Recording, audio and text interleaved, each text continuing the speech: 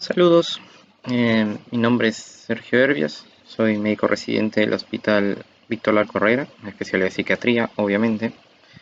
El día de hoy, como compartir con todos los colegas, estudiantes en la formación de residentado en psiquiatría, para nuestro importante manejo de los fármacos, eh, el uso de los psicofármacos asociado a distintos tipos de enfermedades cardiovasculares. Existen dos vertientes o dos formas en las que podemos considerar o averiguar esto, ¿no? Para fines didácticos vamos a dividirlo tanto en afección cardiovascular de tipo agudo como afección cardiovascular de tipo crónico asociada a fármacos en psiquiatría. Los fármacos que se manifiestan de manera aguda por lo general son a través de eventos eléctricos, arritmias, mientras que en el curso crónico de la enfermedad el síndrome metabólico, la hipertensión arterial y la enfermedad cardiovascular, ¿no? Ateromatosa, generalmente son la isquémica, son los que están asociados. Ahora bien, ¿qué drogas alargan el QT precisamente? Hay algunas drogas que podemos considerar de un riesgo conocido, que sabemos que está asociada al QT. Hay otras que se describe como un posible riesgo, pero no está bien precisado. Y hay una que se denomina riesgo condicional, es decir, que sabemos que pueden alargar el QT bajo determinadas dosis.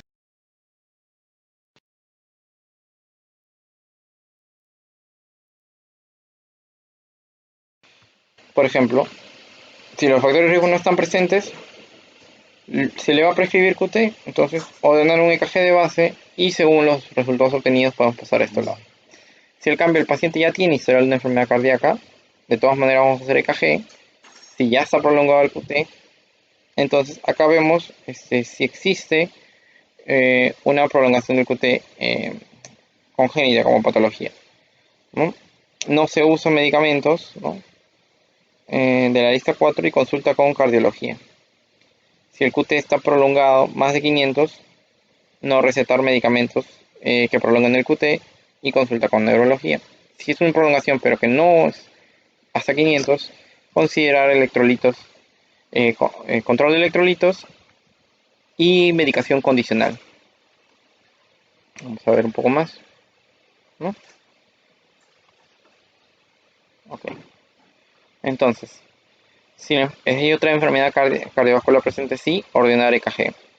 Se encuentra el EKG prolongado, más de 500, no recetar como ya sabemos y consulta con cardiología. 500 es un buen punto de corte, ¿no? El QT está prolongado, no. Entonces, no medicar medicamentos que controlen el QT porque igual tiene otra enfermedad cardiovascular, ¿no? Y consulta con cardiología. Si el QT está prolongado, el QT corregido estamos hablando acá, ¿no? Los psicotrópicos se tienen que evitar, los contraindicados. Si la otra enfermedad está presente, considerar reevaluación anual de EKG. Y evitar medicamentos la lista 1, 2 y considerar laboratorio para determinar riesgo condicional de usar tal vez lista 3. ¿Ok? Bueno, como vemos, este es un esquema, un modo de trabajo, pero no necesariamente tiene que ser el único. Se puede sobre la marcha y sobre la evaluación. Ahora, al respecto de esto, otro de los efectos adversos a nivel cardiovascular de los psicofármacos, de la medicación psicotrópica, es el asociado a largo plazo, a la cuestión crónica, a lo cardiometabólico. Entre esos vemos que la imagen habla por sí sola, ¿no? Un hombre enfermo que todos nosotros podemos reconocer en nuestra práctica clínica como los pacientes cuentan con ese nivel de efectos adversos. Por ejemplo, ganancia de peso. Acá se divide mucho qué tipo de fármacos generan qué tipo de intensidad del factor cardiometabólico. A la cabeza de los antipsicóticos están la clozapina o la olanzapina, un escalón por debajo la quetiapina y por debajo la risperidona para algunos. Otros consideran que la risperidona tiene el mismo efecto cardiometabólico sobre el peso que la quetiapina. Algunas revisiones. En cuanto a los estabilizadores, el valproato y el litio están a la cabeza de los fármacos que ocasionan la ganancia de peso. Y en cuanto a los antidepresivos, en primer lugar, la mirtazapina, los tricíclicos, ¿no? Y otras medicaciones, excepto el bupropión, que no contribuyen en nada a la ganancia de peso. Dislipidemias, independientemente de la ganancia de peso. Antipsicóticos, nuevamente, los dos ya conocidos: olanzapina, clozapina. Los estabilizadores, el ácido valproico, y acá aparece la carbamazepina. Y la hipercolesterolemia, podemos considerar a la mirtazapina y a los IRS, que normalmente a dosis bajas son bastante inocuos, pero a dosis medias altas pueden contribuir con hipercolesterolemia. En cuanto a la diabetes mellitus, que es muy importante en el desarrollo de efecto cardiometabólico y se asocia mucho a las altas tasas de mortalidad que tienen los pacientes que usan psicotrópicos, nuevamente, olanzapina, clozapina a la cabeza, otros antipsicóticos de segunda generación, ¿no? Antipsicótico de primera generación de baja potencia y de alta potencia. O sea que no es que sea preciso que la haloperidol o la clorpromacina estén libres completamente de su efecto sobre la resistencia a la insulina. En realidad es posible, así que debemos considerarlo. Los antidepresivos ciclícicos, como vemos, tienen efecto tanto a nivel de el peso como la resistencia a la insulina y por lo tanto una posible diabetes mellitus. Y el otro componente, aparte del peso, ¿no?, que hablamos, las dislipidemias, la resistencia a la insulina, la hipertensión, ¿no?, son los componentes del síndrome metabólico. Encontramos acá la hipertensión. Las anfetaminas, todos los estimulantes del metilfenidato obviamente contribuyen a la hipertensión, la tamoxetina también. Los antidepresivos duales principalmente y los tricíclicos. Y los antipsicóticos, acá sí la aripiprazol gana o vence por primera vez a la clozapina y a la olanzapina. Y el valproato sigue siendo de los estabilizadores los que más tienen efectos diversos en el cuerpo. Efectos crónicos, como ya mencioné, hay alteración metabólica de lípidos, glucosa, aumento de peso, que conlleva distintas enfermedades como diabetes, el síndrome metabólico y la obesidad. Dentro de acá se incluye tanto la diabetes, las dislipidemias, la hipertensión. Acá vemos otro mecanismo sobre la disfunción de los neurotransmisores que estimula tanto el apetito. Vemos acá la presencia de antipsicóticos, ¿no? Anticonvulsivantes, antidepresivos, ¿no? Después, para el desarrollo de preferencias dietéticas, antipsicóticos también, junto con el litio, ¿no?, a la estimulación del apetito. Después, cambios en la microbiota del intestino, antipsicóticos, ¿no? El aumento de la producción de grasa con adipogénesis y de la disminución de la lipólisis con este aumento de la grasa visceral y la grasa centrípeta. También, nuevamente, antipsicóticos principalmente, junto con otros fármacos. Acá hemos visto que esta revisión incluía distintos tipos de fármacos, ¿no? Glucocorticoides, anticonvulsivantes, antidepresivos, beta bloqueadores, glucocorticoides, anticonvulsivos, antirretrovirales, insulina, etc. Ya, todo esto no es específicamente psiquiátrico el artículo, pero pareciera, ¿no?, porque está mencionado acá: antipsicóticos, antipsicóticos, antipsicóticos, antipsicóticos, antipsicóticos, antipsicóticos. Nuevamente acá, aumento de la producción de glucosa, ¿no?, la glucogенólisis, y la inhibición del uso del funcionamiento de los GLUT por parte del músculo periférico, ¿no? Nuevamente, efectos de los antipsicóticos. Y acá la importancia del ejercicio físico, la actividad física dentro de el manejo de los pacientes con uso de Como hablé de la ganancia de peso, como dije, algunos lo dividen en este orden: olanzapina, clozapina, luego quetiapina, luego risperidona, aripiprazol, ciprofloxacina. Sin embargo, algunos consideran que risperidona tiene un riesgo incluso más alto que quetiapina. Eso puede variar también debido a que la quetiapina tiene un rango de uso bastante amplio, ¿no?, de 25 miligramos, 50, 100, 200, hasta 400, 800 miligramos. Mientras que la risperidona suele irse en rangos entre los 2 a los 8 miligramos de manera más constante. conocer que el riesgo de diabetes mellitus de por sí entre antipsicóticos de segunda generación sobre primera es de 1.3, ¿no? Siendo significativo esta diferencia de riesgo, ¿no? Esa razón de riesgo. Acá vamos a ver por grupos asociados al peso, fármacos que ocasionan pérdida de peso siendo de antidepresivos, bupropión y riboxetina, mientras que hay los que ocasionan una ganancia de peso, tricíclicos, imipramina, nortriptilina, mitriptilina, ¿no? Clomipramina, mirtazapina. Vemos acá que los citalopram están normalmente causando ganancia de peso, pero no tan marcados, por lo general. Acá lo que hemos revisado principalmente toda la exposición, los antipsicóticos pueden generar principalmente ganancia de peso. Los que mayor ganancia de peso ocasionan son la clozapina y la olanzapina. En este grupo hablamos de más de 5 kilogramos al año. Dentro de las posibilidades, estoy seguro que hay pacientes que incluso superan eso largamente. El haloperidol, que se considera típico, también ocasiona ganancia de peso, ¿no? Bueno, es un antipsicótico de otro tipo, no es típico y que uno consideraría que no está tan asociado a efectos cardiovasculares o efectos metabólicos, también contribuye a la ganancia de peso.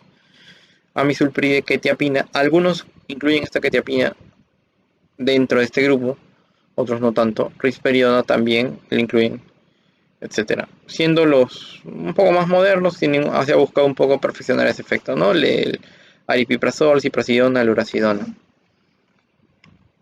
Ahora, los anticonvulsivantes, valproate y carbamazepina, consideran al mismo nivel que clozapina y olanzapina, lo cual es importante para tener en cuenta en el uso concomitante de estabilizadores del ánimo con clozapina, por ejemplo, en ocasiones, ¿no? O con antipsicóticos en pacientes con trastorno bipolar o trastorno esquizoafectivo. Vemos también que la gabapentina y la pregabalina, que en ocasiones se medica, puede ocasionar también un aumento del peso. Y todo esto recuerden que es multiplicativo, ¿no? Hay pacientes que tenemos con 2, 3, 4 fármacos, o que a veces encontramos con 2, 3, 4 fármacos, y que es importante que reconozcamos que todo esto puede explotar conjuntamente. El litio es parte del grupo que ocasiona mayor aumento. La ganancia de peso, ¿no? Un antagonista adrenérgico puede ocasionar efectos de hipotensión ortostática cardiovascular. Otros efectos cardiovasculares un poco más inusuales es, por ejemplo, la miocarditis, la cardiomiopatía, que es asociada a clozapina. Hay esquemas o conjeturas sobre cómo se ocasiona esta miocardiopatía, pero todavía no se ha especificado entre todo, ¿no? Se cree que es mediado por inmunoglobulina E con eosinofilia dentro del miocardio, ¿no? Y la consiguiente necrosis debido a eso. Un 0.02 a un 1% muy bajo está asociado con miocarditis, pero también es un efecto cardiovascular propio de la clozapina, por ejemplo, mecanismo potencial de la vida por clozapina. Y muy bien, vamos acá a revisar un poco, ¿no?, los efectos cardiovasculares en la medicación antipsicótica y cómo contribuyen al riesgo cardiovascular. Para todos los antipsicóticos frecuentes, la prolongación del QT, la hipotensión, ¿no?, arritmia hipotensora, y la hiperglicemia y la ganancia de peso. La enfermedad cardiovascular es un poco menos frecuente. Haloperidol también, prolongación del QT, hipotensión. Acá ya no se habla tanto de ganancia de peso, pero como hemos visto, sí puede ocurrir. Luego, otro fármaco que usemos, ¿no?, clorpromacina, a veces bloqueo auriculoventricular, pero a una frecuencia no establecida. Enfermedad cardiovascular, hiperglicemia, hipertrigliceridemia. Levomepromacina, hipertensión postural. Y para todos los antipsicóticos atípicos, principalmente hiperglicemia, diabetes y ganancia de peso. La clozapina, como ya vimos, está relacionado con miocarditis en un menor grado, cardiomiopatía, muerte súbita, diabetes, dislipidemia, tolerancia a la glucosa, hiperglicemia, efusión pericárdica. vemos que es una lista bastante larga del uso de clozapina, ¿no? Es una de las razones por las que sí, a pesar de su buena respuesta terapéutica en muchos casos, se le reserva, ¿no? Y se le debe seguir considerando así, ¿no? Porque aparte de sus efectos sobre el laboratorio hematológico, estos efectos son importantes. Y no siempre un EKG nos puede dar certeza del estado, pero pueden presentarse de manera bastante rápida. Igual no vamos a tener muchas opciones terapéuticas si es el cuadro muy súbito, como puedes ver. Incluso se habla de muerte súbita. Angina, infarto de miocardio y prolongación del QT, ¿no? Evitar en cardiomiopatía, dice.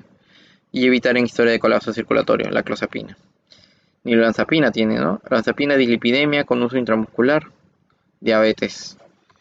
Y la quetiapina ocasiona palpitaciones, hiperglicemia, síncope, diabetes o angina inestable. Por eso incluso lo mencionamos acá, ¿no? El paciente es con enfermedad cardiovascular, emplear síndrome coronario, infarto de miocardio, podemos usar duloxetina, puede incrementar el QT, aunque no suele ser tanto de nuestro uso, ¿no? Milnacipran tampoco lo usamos con tanta frecuencia, aumenta el riesgo de la frecuencia cardíaca, hipertensión, ¿no? E hipotensión ortostática. Curiosamente, hipertensión y hipotensión ortostática. Muy bien. Ven la vacuna. Ojo acá. Torsade Points, posible riesgo, ¿no? En edad de 66 años en una población, no tuvo eventos adversos. Efectos cardiovasculares directos e indirectos de los tricíclicos. Ya casi tenemos para escoger. Amitriptilina es alfa-adrenérgico. Como mencioné, ¿no? Alfa-adrenérgico con aumento de peso y posición ortostática. Y prolonga también el QRS y el QT. Decipramina, alfa-adrenérgico, posible torsade points. QT prolongada. Reportes incluso de QT prolongados con muerte súbita. Ya, lo tiene todo. Luego, sus habilidades y sus potencialidades. Entonces, ya no se encuentra mucho porque precisamente tiene tanto el afecto crónico como la potencia. Así que, por eso es tal vez se considere. Además, la risperidona tiene un aumento leve de la enfermedad cardiovascular, eventos cardiovasculares.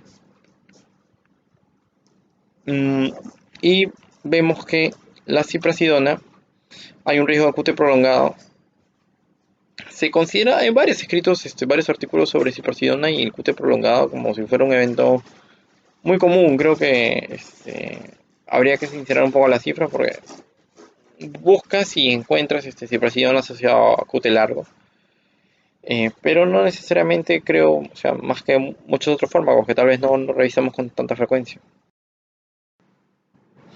Y bueno, acá está la biografía de los principales artículos usados. Ha sido bastante importante. Algunos puntos generales, creo que reconocer